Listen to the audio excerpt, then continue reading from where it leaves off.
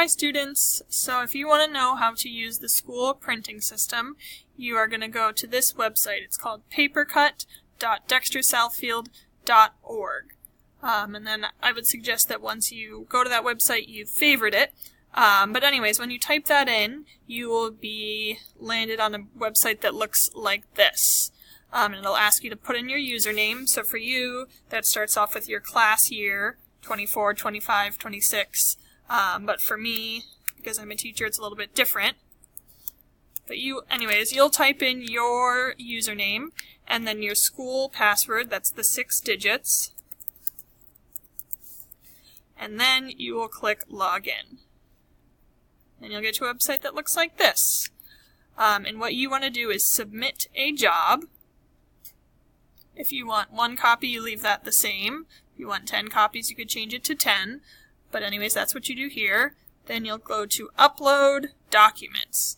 And what you want to do is upload from your computer. So what you would need to do, so you'll get a little pop-up that looks like this.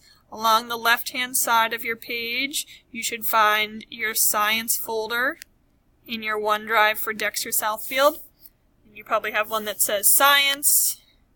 And you would need to open up whatever it is that you want to print. Maybe it's in a folder, but find your science folder in OneDrive Dexter Southfield. Click it. Then you would click Open. Then you'll notice a little icon here, so that's what's going to be sent to the printer. Then you would click Upload and Complete. And then it's thinking here for a little bit. But now, this held in queue means you can go to any printer at the school and it'll ask you to put in your user ID.